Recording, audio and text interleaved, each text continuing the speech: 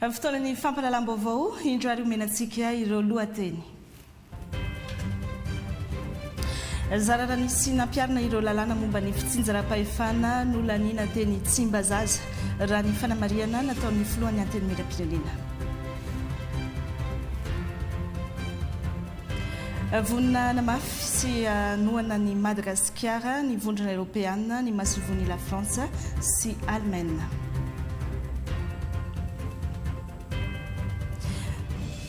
Ny vondrona anaty vovonana iray ireo mpitatitra an-dalambe hitady ny fanatsarana ny asan'izy ireo.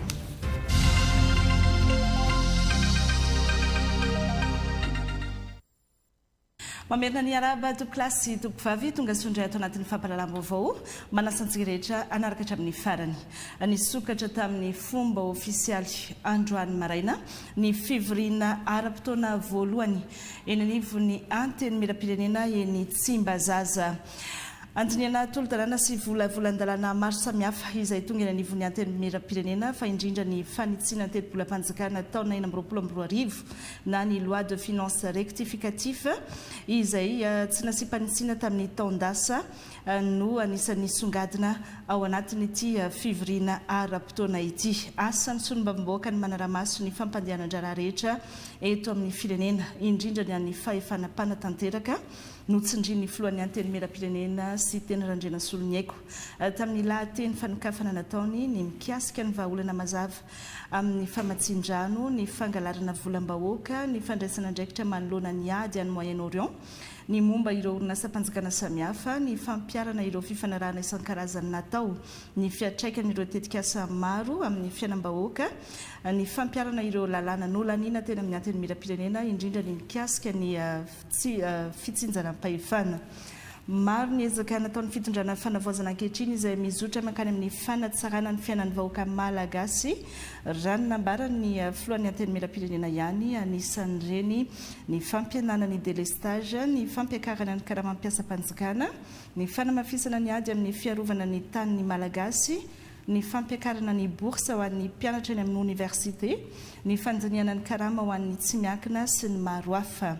Na izany aza nefa dia mbola maro ny asa andrasana fanatsarana anisan'izany fandriam-pahalemana ny fahasalamana ny fampianarana ny lalana ny fotodrafitrasa ny fanarenana ireo orinasa stratéjika sy ny seranatsambo nisany ao anatiny koa nosalorana samboady ihany koa moa ireo solombomboaka telo vaovao nandritra ity fotoam-panokafana ny fivoriana ara-potoana teny Tsimbazaza ity. Fa maro loatra ireo lalàna izay efa lany teny anivon'ny anteny miram-pirenena saingy tsy nisy fanatanterahana sy fampiarana azy miteraka fiemorana eo amin'ny fampandrosoana ny Madagasikara zany raha nambaran'ny filohan'ny anteny miram-pirenena ihany notsindriny manokana tao anatin'izany ireo lalàna fehizoro mikasika ny fitsinjaram-pahefana. Jaona Dimiolo Salama sy Fanily Kely. Dia manao azafady aminareo rehetra aho fa hanao oabolana somary tsy dia tsara fipetraka fa ny mpanatanteraka no misotro divay ka izahay solombavam-bahoaka no mamo. Tsy azo ankena intsony ny faniliana andraikitra ny amin'ny tsy fampiarana ireny volavolan-dalàna lany ireny manomboka izao ary hoentitra ny anteny miram-pirenena ny amin'ny fanaraha-maso izany. Anisan'ireny lalàna no lanianay kanefa tsy notanterahana ary tsy nampiarina ny mikasika ny fitsinjaram-pahefana. Ny lalam-panorenana ao amin'ny andininy fahatelo dia milaza fa Repoblikan'i Madagasikara dia miankina amin'ny rafitra vondrom-bahoaka paritra hitsinjaram-pahefana ary ny fizakantena ara-pahefana sy ara-bola izay ao anatin'ny lalam-panorenana. Ireo lalàna fehizoro mikasika ny fitsinjaram-pahefana no laniana tamin'ny taona 412 dia milaza fa tokony homena ny vondrom-bahoaka itsinjara-pahefana ny fahefana sety manana ahafana miantoka ny fizakan-tenany. Raha ny zava-misy amin'izao fotoana izao anefa dia tena mbola lavitra ny atao hoe fitsinjara-pahefana isika, ary maro ireo fepetra izay voalaza ireo lalàna mikasika ny fitsinjara-pahefana ireo no tsy nitanterahany sy nampiarina. Ohatra vitsy hanaporofona izany ireto zava-misy manaraka ireto. Tsy mbola misy lehibe ny faritra sy lehibe ny faritany voafidy, efa ho 20 taona aty aoriana nametsarana ny faritra. Latsaky ny 2 isan-jato ny teti-bola-panjakana hiany no alefa ny fanjakana foibe any amin'ireo vondrom-bahoaka itsinjara-pahefana isa-taona hatraminy izay. 5 isan-jato an'ireo fahefana amin'ny fampanatanterahan-draharaha eto amin'ny firenena ihany no nafinja ny fanjakana foibe any amin'ireo vondrom-bahoaka itsinjara-pahefana. Santionany ihany ireo antotanisa ireo hanaporofona fa tena mbola lavitra ny fitsinjara-pahefana isika, nefa ny lalàna efa nolaninay teto amin'ny antenimieram-pirenena Andriamatoa Prime Ministre. Miantso ny gouvernemanta ny filohan'ny antenimieram-pirenena mba hiala manoloana ireo fomba fiasa tsy nitondra fahombiazana ny amin'ny fanatanterahana ireny tetikasa lehibe ireny izay tsara hotohizana ka hametrahana ny tena fanavozana eto amin'ny firenena. Amafisinay anefa fa antoky ny fampandrosona ny Madagasikara ny fanatanterahana ny fitsinjara-pahefana tena izy. Noho izany ary ho famalina ny antso nataony filohan'ny fanavozana dia andray andraikitra sy fanapahan-kevitra lehibe izahay eto amin'ny antenimieram-pirenena ka tsy hifarana ny fivoriana hatao eto raha tsy voadinika sy lany eto ny lalàna vaovao hitondrantsika any amin'ny fitsinjara-pahefana tena izy. Natao hanomezana endrika tsara ny Madagasikara eny ivelany fotsiny mba hahazoana famatsim-bola ny fanampiana no nametrahana ireo lalàna teto amintsika. Tsy nisy ny fahavononana sy fahasaina ara-politika iroso amin'ny fampiarana ny fitsinjara-pahefana ho an'ireo ampitondra maro ny fandimby na dia efa voalaza ny lalàna azy izany ary nahafahan'izy ireo hatrany nanao ampimamba ny volam-panjakana.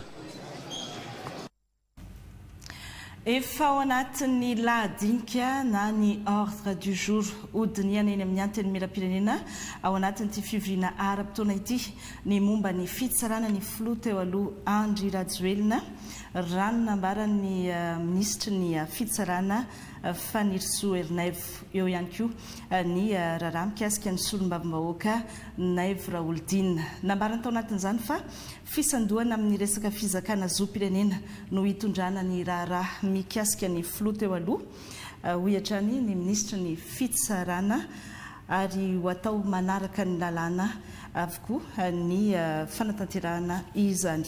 Riva Arivonarivo, Fanir Kely. Efa tsy anivon'ny antenimieram-pirenena ny fitorianan'ny filoha teo aloha Andry Rajoelina hodiniana ao anatin'izao fivoriana ara-potoana izao izany hoe efa ao anatin'ny fandaharam-potoana na ny ordre du jour. Mba ahafahana manafaingana an-draharaha dia nangatahany teo anivon'ny ministera ny fitsarana ny anaovana izany aty ampiandohan'ny fivoriana. Raha sanatria tsy mahombony aty anivon'ny antenimieram-pirenena efa manomana paikady hafa ny ministera ny fitsarana.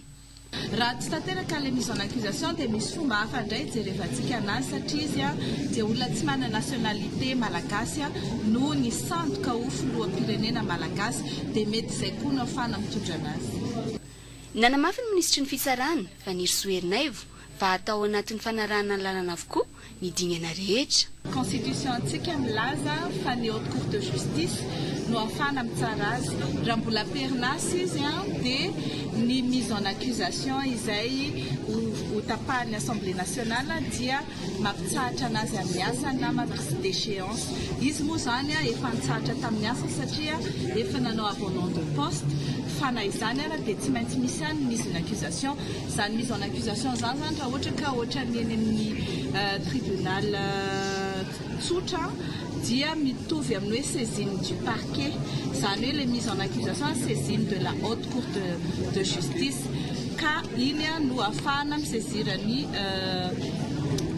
procureur général ny haute cour de justice anokatra amin'izay ny poursuite judiciaire. Fa mahakasika andrarana Ivra Olodinina nanamafy ny ministry ny fitsarana fa manaraka ny lalàna ny fisamborana natao. Efa nisy ny taratasy nalefa teo anivony antenimieram-pirenena ahafahana manao ny fanenjehana saingy ny toton'andro sy fiasana ny nandefasana izany ka nahatonga izany tsy hita ny androm-panjakana ity. Miavaka roa mazava tsara manomboka eto ny asan'ny fahefana mpanao lalàna sy ny fahefana mpanatanteraka nisongadina tamin'ireo fanehoan-kevitra nataon'ireo solombavam-bahoaka sendra ny mpanao gazety ny televiziona malagasy io araka ireto fanehoan-kevitra izay hoarantsika ireto. Mavelo mpanantenana ny lahatenina taon'ny filohan'ny antenimieram-pirenena nandritra ny fotoam-panokafana androany ny mahakasika ny hampandehanana indray ny serana tsambo ny manakara. Ilainy ny faritan'ny fianarana iray manontolo izany fisokafana por zany satria sy vita ny entana midina vidina fa afaka magnonjana an'ireo vokatra ivezivezena dia tena ataoko hoe zava-dehibe amin'iny kabary natao ny andriamatoa filonana antenimieram-pirenena igny nilaza an'izay. Eo koa ny fanaovana ny canal de Pangalana izay mampitohy ny mananjary ny sisa zao satria mananjary Tamatave efa mamosokatra fa i mananjary manakara eny fa atrany amin'ny farifangana dia irariana mba isokafan'izany. Diny lalamby moa iresasika mahita io fa mbola atreo mabako aty ngamba ny isiany lalamby amin'izao fotoagna zao fa rehefa mba misy ny fagnamboarana an'io dia magnambaivagna ary tena mitondra fampandosoana an'igny faritra distrikany Manakara. Isaraka tanteraka manomboka izao ny asan'ny mpanao lalàna sy ny mpanao tanteraka izay isatra tsy nampandrosany Madagasikara. Ny asan'ny solombavam-bahoakany efa voafaritra tsara ao anatin'ny constitution manaraka ary tena manaraka ny asan'ny mpanatanteraka zay agnatiny na dia eo azy ny fanaovan-dalàna. Zavatra maro ny teneniny teo iny angamba tsy averina tsony fa ny isany tena tenenina tsara fa hoisy amin'indray mitovaka aty ny fanaramaso zay atao misy enquête atao amin'ireny teboka vitsivitsy maromaro ny teneniny teo. Anisan'izany reny grande mine reny, anisan'izany zay tsy voateny tao fa ary efa tenenina foana ny jirama. Ho hitantsika eo zany le zavatra misy araka ny teneniny iny tsy voandray mandeha ihany na ny filohan'ny fanavozana aza efa niteny an'iny tagny Sambava. Tokony etsehinareo député le ordonnance zay le ordonnance mikasika an'ireny le fitsaram-pahefana ka ho avy izy ity io tsisy zavatra fampitahorana fa hampiasa ary tena hanao zay asan'ny asany ny solombavam-bahoakan'ny Madagasikara. Ireny ny vaovao tena anivon'ny antenimieram-pirenena marina ihany moa fa 80 andro na 2 volana no faharetan'ny fivoriana ara-potoana izay ataon'ireo solombavam-bahoaka eny amin'ny lapan'ny Tsimbazaza. Lafim-baovao hafa vonana mafy ny fanampianan'ny Madagasikara amin'ireo fampandrosoana maro lafy izay mamaly ny filan'ny firenena ny ekipa ny Eropa ahitana ny masovoin'ny vondrona Eropeana, ny masovoin'ny La Frantsa sy ny masovoin'ny Allemagne. Notsim-pihana manokana tao anatin'izany ny tohana amin'ny fampanananasan'ny tanora, ny angovo sy ny fotodrafitrasa. Nisokatra tamin'ny fomba ofisialy teny Ankatso tamin'ny maraina teo ary tsy fanaratsy amin'ny valome izao ny herinandro ny Eropa na ny semaine de l'Europe. Aina Rabetany, Jacques Kotomanga. Hanoana rabola 5 miliara ariary any Madagasikara ny vondrona Europeanina amin'ny alalan'ny ekipany Eropa ahafahana miatrika bebe koa amin'ireo fampandrosoana maro lafy mamaly ny filana fototry ny firenena. Tsy piana manokana ao anatin'izany ny tohana amin'ny ezaka amin'ny angova azavozana ny tanora, ny pacte vert na ny fanarahana maitso mifantoka amin'ny fikajiana ny tontolo iainana. Eo ihany koa ny fanaovana fototrafitra sy ny fanatsarana ny fanabeazana ary ny tohana ho an'ny tanora. Teboka lehibe nasongadiny masovony Allemagne sy Frantsa ary ny masovony vondrona Europeanina ireo tamin'ny fanokafana tamin'ny fomba ofisialy. Ity herinandro ny Europe natao hampahafantarana ireo tetikasa vatsiny ny vondrona Europeanina vola. Toutes nos ressources, comme vous le dites très bien, c'est 5 000 milliards d'ariars pour le développement de Madagascar. L'Union européenne travaille dans une multitude de secteurs très différents. Des secteurs structurants, d'infrastructures, de grosses infrastructures avec les routes, avec les barrages hydroélectriques pour faire l'électricité. L'électricité et l'eau, c'est quand même important à Madagascar, pour faire des ponts, pour faire des ports.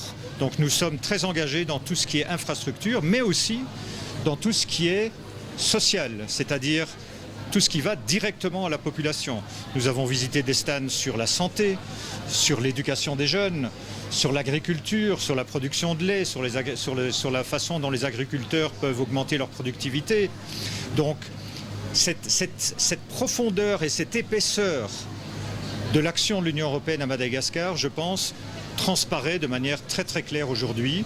J'espère que tout le monde va pouvoir s'informer. Nous, on travaille avec la population et au bénéfice direct des Malgaches. Fitopolo am'zato miliara ariary amin'ilay tetipola voalaza etsy ambony hoy ny masovony ny vondrona Europeanina no afantoka amin'ny fanofanana arakasa. Tanora mahery ny iray alina no isitraka izany ary afaka mahita asa vetrany aorian'izay.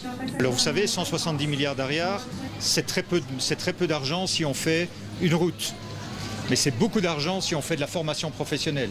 On va pouvoir former des milliers, voire des dizaines de milliers de jeunes qui vont avoir un emploi. Et ces jeunes, après quelques mois de formation donnée par l'équipe Europe, vont pouvoir immédiatement trouver un emploi. Des dizaines de milliers de jeunes.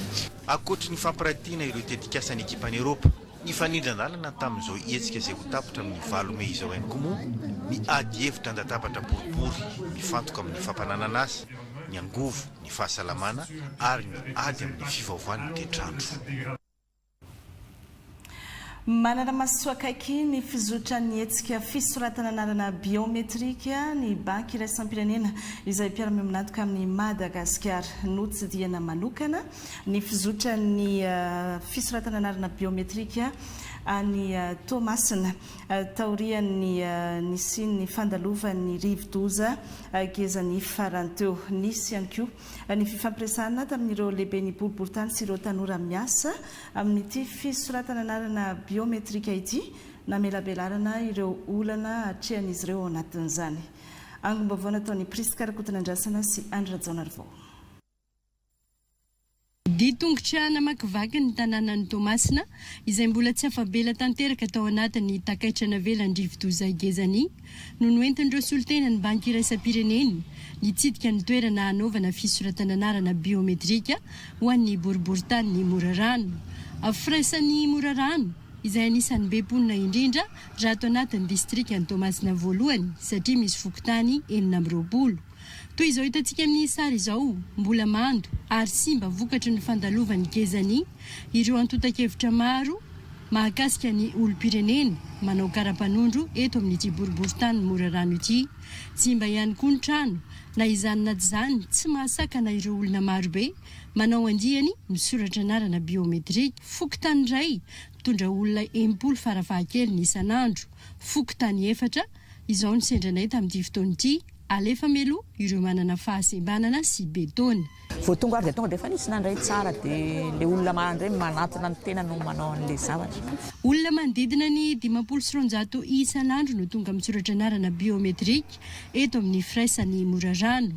Hatramin'ny 7 aprily makaty dia manodidina ny 4,000 ny olona vita fisoratana anarana biometrika teto amin'ny boriboritany Morarano. Ny électricité zany tsy maharaka dia le jiro moa zany tapaka fa vao il y a 2 semaines zay vao niverina taty aminay kanefany prépayé le jirama dia tsy maharaka zay amin'ilay fandoavana an'ilay crédit zany amin'ilay fividianana crédit dia lasa mampiasa panneau solaire zany zay panneau io zany efa miaraka amin'ilay kit mobile zay nomeny zareo aty. Nijery ny fomba fiasa nanadiady ny fandehany asa ny fampiresaka tamin'ireo mpiandraikitra ny fisoratana anarana biometrika ireo solotena ny banky iraisam-pirenena sy ny avy amin'ny fanjakana malagasy tarihany tetikasa prodigie na ny projet de gouvernance digitale eto Madagasikara. Zavatra hita aloha tia 15 aty dia hoe mipetraka tsara ny opération ny kit mandeha tsara ny opérateur d'enrôlement koa efa miasa tsara ny fandaminana efa eo mandraindraika daholo ny olona sur terrain.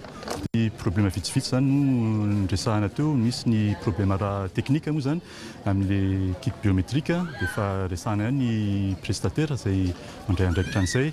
Misy ihany koa ny problème atao hoe fourniture zany resaka gel hydroalcoolique resaka chiffon anadio tsara n'le fitaovana dia efa milaza koa zany ny partenaire technique financier tady vahaolana sy efa nanao proposition izy teo dia horaisina tanana izay dia ame vahaolana aingana izay zany.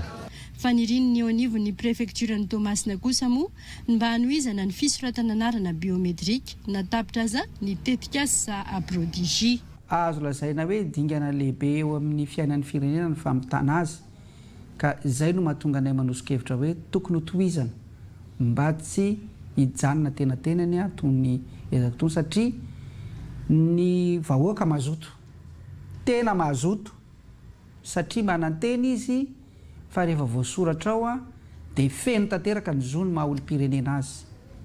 Faharoa ny mpiara-miasa amintsika zany rehetra eny an-tsehatra izay tarihany lehibe ny boriboritany ny OPK ireo ataontsika hoe agent d'imprégnation isan-karazany ny lehibe ny fokotany tena mahavitrika manao an'le asa dia izay no mahatonga hoe tsara raha ohatra ka izay fahavitrehan'ny mpiantsehatra rehetra izay toanana hatrany mba azahoantsika base de données feno. Namaranana ny fitsidihana ireo toerana anaovana fisoratana anarana biometrika ny fokotany Vohidrotra ato anatin'ny distrika ny Tomasina faharoa. Efa voaresaka tao anatin'ny vaovao noentin'ny priskarakotona andrasan'iny ihany ny fivoaran'ny fanarenana ny Tomasina dia hotohizantsika amin'izay ny fampahalalam-baovao 3 volana ty aorian'ny fandalovan'ny rivodoza Gezany izay nandravarava ny faritra Atsinanana iny dia mbola maro ireo malala-tanana mitondra ny fanampiana ho an'ny mpiarabelona efa miverina tsikelikely amin'ny fiainana andavanandro ny ponina ny toerana na dia mbola azo lazaina hoe ao anatin'ny fanarenana azy hatramin'izao. Ny akon'izay vaovao izay hoentin'ny Romuald Rakotoarimanana televiziona malagasy any Tomasina. Efa mihavitsy ireo trabona eny amin'ireo toerana voatokana nandraisana azy ireo. Maro no efa namonjy ny toerana misy azy ankehitriny manarina tsikelikely ny toeram-ponenany. Izay zany no tena marina tao anatin'ny sity teny amin'ny trano mora. Izay zao mbola anatin'izany hoe tsisy tafo. Ka restaurant mihitsy amin'ny toana anay. Inganay mba maromaro ilay fikambanana tahaka anareo anatinay madinika.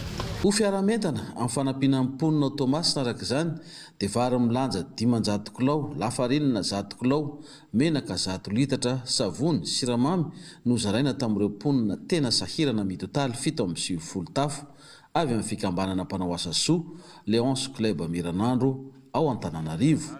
Izay ny raha niasa tamin'ny Léonce Club Tamatavy sy ireo mpiara-mombonantoka.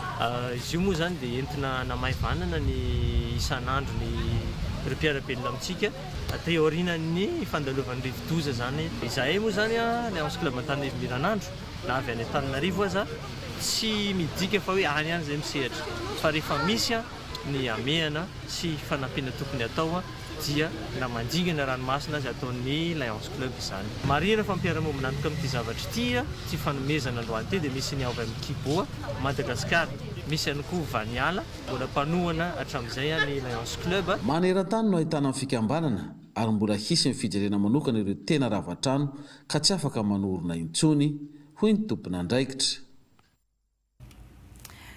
Nahazo laboratoire fikarohana momba ny volovary safiotra miaraka amin'ny fampitaovana ny sekoly ambony science agronomika eny amin'ny anjerimanontolo eny Ankatso.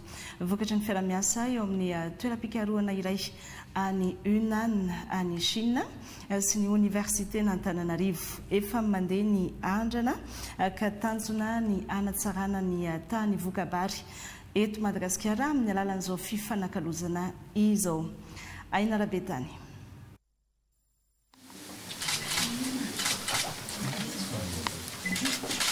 Hanana laboratoire pikarohana hampiroboroboana ny famokarana vary safiotra manomboka izao ny sekoly ambony science agronomika eny amin'ny Université n'Antananarivo amin'ny alalan'ity toeram-pikarohana vao nitokanana nahazo fampitaovana avy amin'ny Hunan Chine ity toerana hanatanterahana ny andrana sy fikarohana miainga amin'ireo volovary safiotra anaovana andrana eto Ankatso ahafahana mandray ny teknika azo raisina avy any Chine sy hampahomby izany eto amintsika amin'ny alalan'izao fiaramiasa eo amin'ny Université n'Antananarivo sy ny toeram-pikarohana hany Hunan Chine izao dia tombontsoa lehibe ny ananantsika n'ilay laboratoire fikarohana momba ny vary safiotra satria ireo mpianatra mpikarika sy ireo mpianatra ao anatin'ny école supérieure en sciences agronomiques sy faculté des sciences no isitraka an'izay zavatra izay voalohany ny teknôlôjia avy any Chine ho anisan'ny ampitainao ihany koa tombony be zany ananantsika fitaovana manaraka ny fenitry ny laboratoire sy ny toerana izay misy an'ilay laboratoire ary ataoko hoe sujet natay manankiray ny angamba ao anatin'izay laboratoire izay le vary safiotra avy any Chine fa ny tanjona efa voalaza teo hoe rehefa azontsika ny teknika rehetra ny tanjona dia hoe ahoana ny ampiarina sy ampiasaina n'ilay teknika ahafahantsika mampiroborobo ny vary masomboly avy eto toerana. Fampitahana sy fandravonana izay teknika mahomby no atao eto. Fanandramana ampitahana hoe raha le fomba fanaona fambolenitra reo sinoa le vary safiotra dia manahoana ampitahana amin'ny fomba fanaontsika malagasy. Ankoatran'izay resaka zezika tanjona lavitrezaka raha ny momba n'le vary safiotra dia hoe isika mihitsy mamokatra an'le izy variété mety efa fantatra eto Madagasikara miaraka amin'le fiaraha-miasa io fa raha ny tomba maso fotsiny zany tombana avamitrareo manampahaizana sinoa professeur anankiroa nandeha taty dia mety ho avo roa eny na avo telo eny amin'ny taonina isaky ny hectare le rendement ny teny baiko ny vokatra fahazontsika zany raha izao vokatra zao.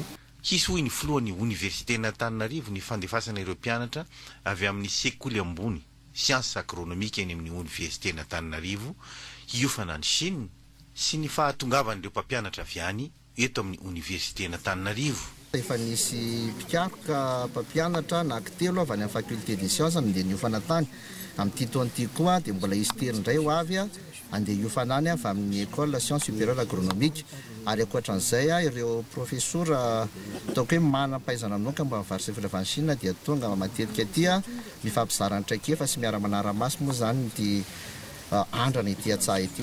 5 taona azo avozina moa no faharetany ity fiara-miasa ity.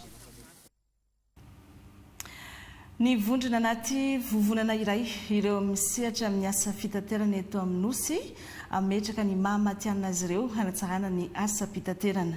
Ireo mpitatitra an-dalambe amin'ny zotra nasionaly, regionaly, ny taxi B, ny CTU, ny UCTS, ny taxi ville ary ireo mpitatitra entana no mivondrona ao anatin'izany ankoatra ireo mpitatitra amin'ny alalan'ny kodiaran-droa sy ny bajaj zany no tsy ao anatiny. Ny iray feo amin'ny fijerena ny marary azy ireo ireto mpitatitra ireto ary mikasa ny ametraka amin'ny toerany ny asa fandraharana izay ataon'izy ireo. Riva Ravonarivo, Ernilina Rasoloarjona. Ho fametrahana ny asa fitaterana amin'ny tokony ho izy amin'ny maha-asa fandraharana azy no nahatonga ireo mpitatitra rehetra manerana ny nosy na ireo manao asa fitateram-bahoaka na ireo mpitatitra entana na napakevitra hivondrona anaty vovonana iray. Raha ny fanazavana dia hanamora ny fitondrana fanatsarana amin'ny asa fitaterana ny fitsanganana ny tsy firaisan-kinana ny mpitatitra ity. hifanampiana ihany koa amin'ny famahana ireo olana ary indrindra hifampiresahana amin'ireo tompona andraikitra mahefa momba ireo marary ny mpitaditra manerana ny nosy toy ny resaka sarandalana ny hetra ary ny lalana. Mila fanampiana ny mpitatitra, fanampiana amin'ny lafiny maro efa manomboka midinika eo amin'ny mpitondra fanjakana amin'izao fotoana izao. Efa narosonay vomoaly ireo vahaolana izay eritreretinay amahana an'izany kisakisa mahazo anay izany. Efa narosonay izany dia miandry ny avany amin'ny fanjakana zany izay tsy mitako subvention fa te ametraka izay mampandrarahanay matianina anay volanay no ampiasanay vidiananay ny fiara anaovanay ny asa rehetrarehetra anatanterahana ny oasam-bahoaka io. Izay fametrahana fandrarahana izay amin'ny toerana tokony izy mihitsy izay no tadiavinay amin'izao fotoana izao mahatonga ny firaisakinanay teraka. Ny 2 aprily lasa teo no nitsangana ny vovonana firaisakinana amin'ny mpitatitra. Ireo rehetra misehatra amin'ny zotra nasionaly, regionaly, ireo kooperativa miasa eto an-drenivohitra ao anatin'ny UCTU sy ny UCTS, ny taxiville ary ireo mpitatitra entana no miara-dalana ao anatin'ity vovonana ity. Anjanaina ho voajery ao anatin'izany ihany koa moa ny fanatsarana ny kalitaon'ny tolotra omena ny mpanjifa amin'izay resaka fitaterana izay ihany. Fa mifandraika amin'izay ihany andaniana ora 3 ny miala eny Taosy miazo Analakely amin'izao fotoana izao mitaraina amin'ny fitohanan'ny fiara ny ponina na eo aza ny vahaolana amin'ny fandrindrana sy ny fandaminana ny fifamoivoizana. Tsy Taosy ihany fa faritra maro eto an-drenivohitra no ahitana izay fitohanana mampikaikaika ny ponina izay. Anisan'izany ohatra ny eny Analamahitsy ny miazo Nakorondrano, Tanjombato, Anosizato iny. Nanan-kevitra olon-tsotra maromaro ny mpanao gazetinay ny amin'izay verina ho tokony hamahana ny olana amin'izay resaka fitohanana ny fiara izay. Nosorandriamanana sy Fenorandriamalala.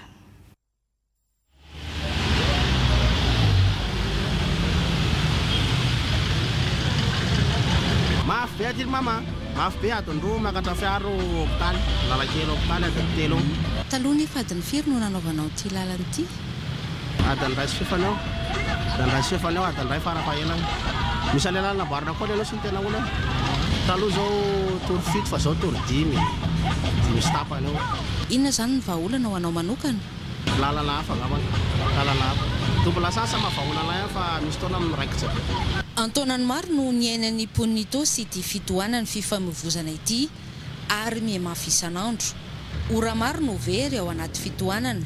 Miteraka afaty antoka eo amin'ny rehetra ny zava-misy. Ho an'ny Roland, mpamily taxi be, adiny 3 no lany miainga aveto ito sy voatonga eny Analakely. Miena ny isan'ny fitaterana mpandeha. Raha inenina teo aloha, mampidi-bolatra ny amin'ny 250 siraialina siraihetsy ariary. Fa ankehitriny kosa niena ho 4 mitatitra ny fiara ka latsaka 297 ariary ny vola miditra. Tory enina vita fa zao tory efatra zao vitako ma. Aiza hoaiza no tena manomboka teo andranona ohatra parapatonga eo Pasika dia verina ndraiky eo amin'ny 67 makaty eo amin'ny akanfaly eo amin'ny miditra makaty atosy zany tena entra tokony ovahana fa tsy hoe inona ny tokony hamahana anazy. Nefitra ve tsy raha miasa amin'ny rehetrarehetra ihany tsy ohatra hoe mifampitelefona dia mifampianty hoe sokafana ry ohatra zany. Anisan'ny fitaterana haingana ho an'ny mpandeha ny taxi moto. Tratry ny fitohanana koa anefa izy ireny matetika. Le embouteillage moa zany zao dia tsara marena fa folo isan'andro folava izy. Fa na moto ohatra zany dia tsy afaka mandeha mihitsy noho ny embouteillage fa tsy voatery hoe automobile ihany. Ary ny zavatra mampalahelo zany dia ho an'ilay olona le mahitana hoe tsy manana entina hoe andehanana automobile izy na ohatr'izay zany dia mandeha taxi be na andehanana taxi moto koa ohatr'izay dia tsy maintsy taxi be ny andehanana nefa ny fotoana very any azy nandehanan'ilay taxi be noho le faharetan'ilay embouteillage be loatra. Trop be zany le embouteillage amin'izay ale rehetrarehetra mihitsy fa tsy hoe eto amin'ity faritsy ity any zany. Fomba fijeriko aloha zany hoe ny embouteillage ety Atosy any fa na ny moto ary rehefa tena mandeha le embouteillage dia tena tsy afaka mihitsy hoe Pasika ny aleto hiditra ny tetezana Pasika hivoaka ny tetezana zany efa ho atsasakadiny indraindray fa ny fomba fahitako anazy koa zany le izy le fomba fisainana sy fomba fitondrana moto zany no olana koa indraindray satria ohatra zao hoe mamisy linina ray lavalava be ohatra dia mitamy avany ray dia misongona avany amin'ny akavia avany tonga dia tampina le tamy avaty dia samy maty dia rehefa samy maty nefa dia miara-tsy afaka daholo ihany fa izy koa zany fomba fisainan'le mpitondra koa indraindray lasa mihoatra an'le linina tokony alely andanany fobe dia lasa vao mainka embouteillage izy raha afaka sorohana ihany ho ana manokana zany lalana vaovao moa zany betsaka fa mbola lavitsezaka fa asiana markazo sol dia mba miena kokoa zany le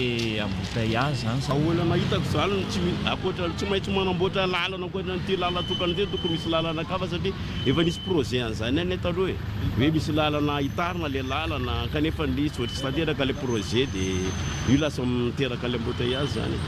Efa nisy ny fidinan'ireo tompona ndraiky mpanjakana tetỳ an-toerana ny jeriny zava-misy izay mijanona ho fanadihadiana fotsiny aloha hatreto. Fa ankoatr'izay ihany koa ny teknisianina manam-pahaizana manokana momba ny asa vaventy dia manana vahaolana haroso. Ny olana tena mahatonga ny embouteillage ny tosy dia tsotra be hoe tsy mazaka tsony ny lalany tosy, tsy mazaka ny tômôbila sy ny rehetrarehetra hoe lalatokana zay tosy, lalatokana zany hoe mivoaka makaty dia lalatokana zay ny miditra, zay zany ny tena olana eto. Raha hiteny amin'le projet lavitsika hoe ny lavitrezaka ngamba dia ny fanorenana ny lalana vaovao mihitsy ny sazavanay sy ny tetezana. Ireo zavatra ireo tena important be ty aminay satria raha io no voava dia ngamba tena mirindra hitosy. Fa anisany manampitrotraka ny fitohanan'ny fiara ny fisian'ny mpivarotra eny amoron-dalana. Matetika no andray andraikitra ny mpitandro filaminana nandamina ny bekoveta fa miverina ihany ny fomba teo aloha. Takizay ihany koa ny hita manamorona ny lalana pasika hatreny amin'ny 67 hektara. Saika hita ety avokoa ny sehatra rehetra na ny mpanamboatra moto, mpanamboatra fiara, ankoatra ny fivarotana sakafo, tsy misy fandaminana mazava. Antenaina fa hamaly ny antso ny reto teknisian'ny reto ny fitondram-panjakana amin'ny famana olana ny fitohanan'ny fiara aty Itosy. Ny hevitra moterabary amin'izay famanany olana ny fitohanan'ny fiara izay tokoa. Fa mafy be ny takaitra ny rivodoza sy ny fiovavan'ny toetrandro antsika eto Madagasikara no ny antony maro raha tsy ilaza fotsiny afa-tsy ny faharefony fototra-vitrasa. Mila ampifanarahana amin'izany ny fiomanana izay tokony amerana araka izay tratra ny takaitra ho ampiarina eto amintsika ato anatin'ny 2 taona any amin'ny faritra loatra mangory sy anosy ny tetika asa miatrika izay fantoka amin'izay fiomanana amin'ny fiatrehana ny rivodoza sy ny fiovavan'ny toetrandro izay. Nalsorandre Masinoro, Rizar Gutson. Manandanja ny fiomanana mialoha hiatrehana ny akon'ny fiovavan'ny toetrandro mba hampiena ny fahavoazana ara-bola, ara-fototra-vitrasa fa indrindra ny famozana ain'olombelona. Maro ny tetika asa efa nisehatra sy misehatra amin'ny fiatrehana ny lozavoajanahary. Hakana lesona izy ireny hananganana tetika asa hafa hiatrehana ny hoavy. Anisany ny tetika asa miatrika hametrahana ny lamina ho fanatanterahana ny PNA drafitra hiatrehana ny fiovaovan'ny toetrandro eto Madagasikara. Ampiarana amin'izany ny paikadym-pirenena amin'ny fiatrehana ny loza sy ny tandindondoza. Ny mampiavaka ny tetika asa miatrika dia miovaova ny toetrandro. 10 taona lasa hafa ny fomba filasana ny fiarovana ny tontolo iainana. Ankehitriny kosa dia tena hoe fiarovana tanteraka ny tontolo iainana sy ny fiatrehana ny capacité de résilience ny olona hiatrika amin'ny loza satria efa tsy azo tovirana ilay izy. Miara-misa lahy ny Croix-Rouge sy ny BNGRC mandritry ny 2 taona ao anatin'ity tetika asa ity. Panoana ara-bola ny Croix-Rouge any Allemagne sy ny ministera fédéraly allemand misahana ny fiaraha-miasa sy ny fampandrosoana. Amin'izay resaka fampandrosoana izay mitondra fampandrosoana ho an'ny firenena sy ho an'ny vahoaka eny fotony ny fampiarana ny tamberina andraikitra ara-tsosialy sy ny ho an'ny tontolo iainana na ny RSE ho an'ireo orinasa hiditra ny andian'ny 10 ny hetsika salon RSE sy IDD izay anomezan-danja sy ampiroboroboana ny firosoana amin'izay fampiarana ireo karazana tamberina andraikitra izay. Avitry ny Aina Kotorso. tsy sakana navesatra ho an'ny orinasa ny fampiarana tamberina andraikitry ny orinasa na ny RSE responsabilité sociétale des entreprises fafanohitra amin'ny fampivelana ny fandarana ary vahaolana stratéjika amin'ny fampandrosoana maharitra ho an'ny firenena iray tsy antery ny firosoana amin'ny fanaovana ny tamberina andraikitry ny orinasa izay kosa efa miroso amin'ny fametrahana paikady mazava ny tompona andraikitresa-tsokajiny tao anatin'ny stratégie nationale RSE anisan'ny voafaritra tao hoe tokony mametraka tsika gidy zany fampahafantarana inona ny atao hoe RSE ho an'ny sehatra tsy miankina ho an'ny olona nifotony efa mipetraka izay fa ahafahantsika mandroso bebe kokoa zany dia tokony misy koa le ataontsika indray hoe feuille de route zavy hoe le lalaka le sorotsorotry ny lalaka re zany par rapport amin'le stratégie efa mipetraka iny dia izay zany ny anisany anankiray hoe ezana voizina satria amin'ity taon'ity zany dia hoe ho apetraka amin'ny fomba ofisialy ihany koa ny comité de pilotage ahafahana tena mametraka zany ny orientation hoe aiza marina ny tena tiatsika eto Madagasikara hitondrana an'izany hoe resaka RSE zany. Mbola maro zany ireo orinasa madinika sy salantsarany izay tsy tena mbola mahafantatra mazava hoe inona tokoa ny tokony atao amin'ity resaka RSE ity. Izay tokoa nahatonga ny mpandray anjara teo nilaza hoe tsy maintsy tsika zany mijery hoe inona tokoa ny RSE izay sahaza any Madagasikara mba ahafahan'ny rehetra zany mandray anjara satria io RSE io zany no ahafahantsika mandrefy ny fandrosoana sy ny fivoarana ara-ekonomika sy ara-tsosialy. Rehefa mipetraka mazava io eto Madagasikara dia midika zany zay fa efa mandrosotsika eto Madagasikara. Saingy ny zavatra manahirana dia araky ny nambaran'ny Andriamatoa secrétaire général teo hoe ny fandrindrana ny filan'ny olona sy ny priorité ny olona tsirairay avy, ny tompon'ny orinasa, ny mpiasa ao aminy, ny vahoaka rehetra, zany rehetra zany mila arindrantsika. Tanjona napetraka niny oveo tao anatin'ny 10 taona ary ho amafisina fa tsy hijoro ho vavolombelon'ny fanoloran'ny tena fotsiny intsony fa tena mikendry ny amokatra sy anatanteraka izany ny hetsika salon RSE EIDD andiany 10. Zava-dehibe tsara marina anatin'izay zany misy ihany koa eo ihany ny faresendrahatra ny orinasa fa manomboka resy lahatra ihany koa ary manana conscience ihany koa zany ny mpanjifa ny mpiasa ao anatin'ny orinasa ka misy ihany koa zany an'izay filana izay fitakiana an'izay hoe orinasa mandray andraikitra dia iny ihany koa zany ny anisany mampirisika ny orinasa na lehibe izy na kely.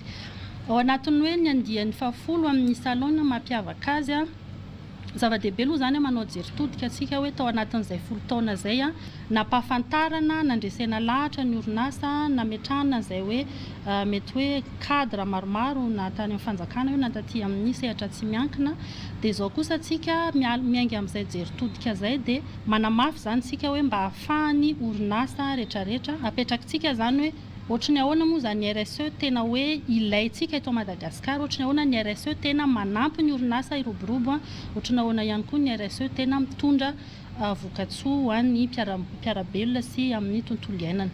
Tao arian'ny fanemorana ny salon RSE EIDD andiany 10 dia nampahafantarana tao anatin'ny valandresaka tamin'ny mpanao gazety teto amin'ny Grand Café de la Gare Soarano fa atao eny amin'ny Nouveau Hôtel Larby ny hetsika ny roso ny 3 Jolay ho avy izao. Na ny vokatra eto an-toerana na ny vokatra avy any ivelany dia misy manao osoka avokoa.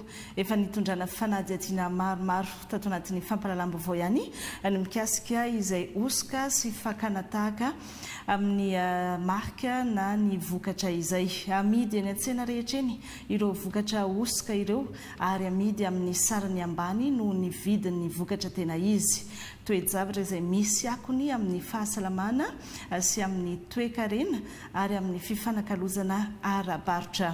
Maro ny entana osoka izay efa voagejany sampandraraha miady amin'ny osoka eo anivon'ny polisim-pirenena ka nairana ireo mivelona amin'izany famarotana entana osoka na nahalainy tahaka izany. Nandriana Razafindramaro, Feno Randriamalala. Misy eo amin'ny endriny maro ny vokatra osoka eto Madagasikara. Vokatra ampiasaina amin'ny andavanandro toy ny pièce-na fiara, ny fanafody, ny ranomanitra, ny kilalao sy ny sisa. Dika mitovy, tsy karitry ny tompon'ny vokatra fa tsy nahazo alalana taminy ny famokarana azy ka hitondrany ny raharaha eo anivon'ny tompony andraiki-panjakana. Ny fanagiazana ny finday osoka teny Behoririka, ny faran'ny herinandro teo, anisan'ny fepetra niraisin'ny sampandraraha amin'ny sahana ny osoka eo anivon'ny polisim-pirenena. le opération io moa zany tsy hoe voalohany efa maro ny opération natao a fa ireny anisan'ny goavana satria anisan'ny marika atao hoe international no nametraka fitoriana raha marika international zao ny raisinay hatramin'izay aloha dia anankiroa efa nisy dossier ray ingeza ohatrohatran'iny dia le marika kanonina teo ny kanonina izay expert avy any ivelany mihitsy ny tonga teto nametraka fitoriana amin'ireo marika osika kanonina maro ny entana natao saisie tamin'izay fotoan'izay dia iny indray zany marika telefona Redmi fa misy marika malagasy maro ihany koa nefa nitory eo anivon'ny Sampandrara miady amin'ny osika. Miankina amin'ny fitoriana apetraky ny niaran'ny fanaovana osika ny fanadiadiana. Io aloha zany voalohany indrindra misy taratasy avy any fitsarana aloha manana taratasy izy avy any ivelany sy taratasy eo anivony eo mapi dia rehefa manana an'izay izy dia mametraka fitoriana eo anivon'ny Sampandrara miady amin'ny osika.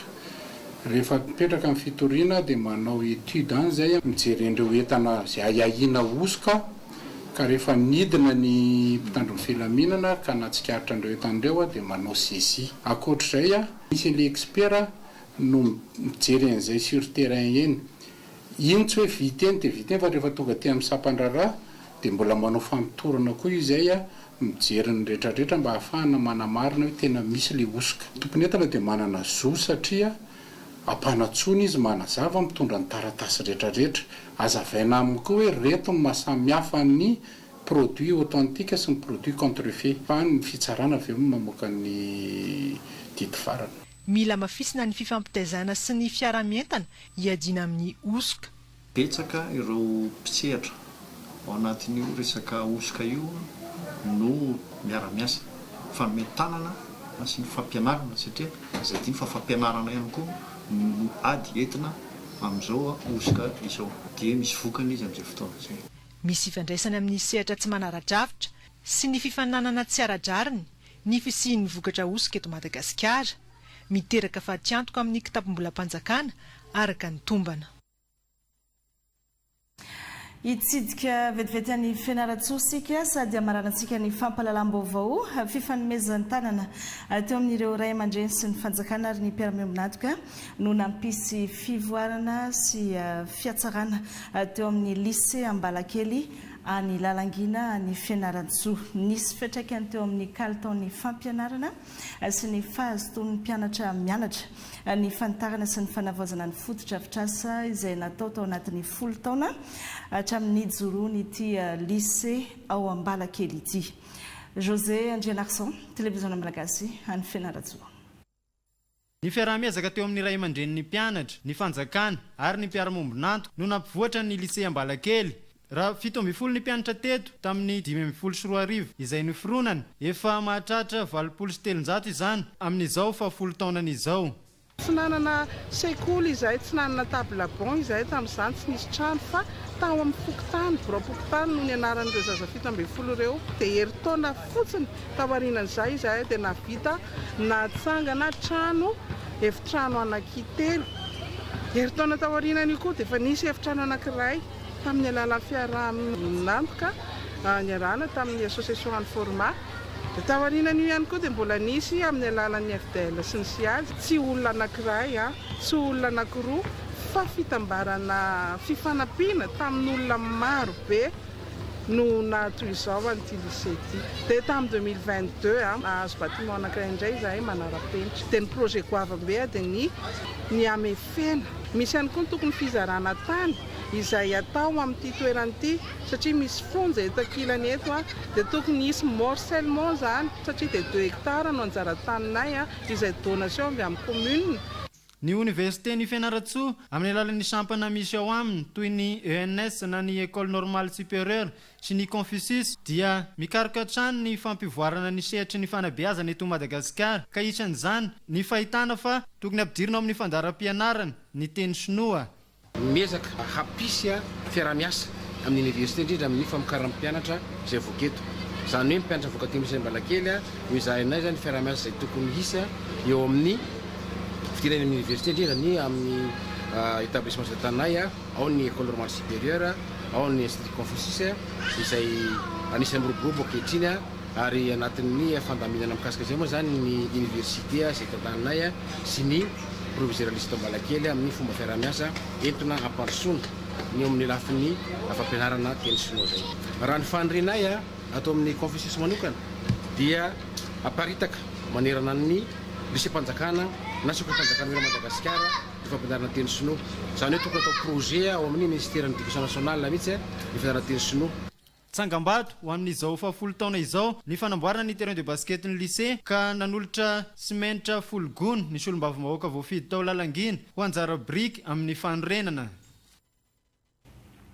Ankasitrasika rehetra nanaraka ny fampahalalam-baovao ankasitrana ny ekipa rehetra niarana natolodosa raha mpitsondray ny fotoana antsika manaraka raha sorte klasy 7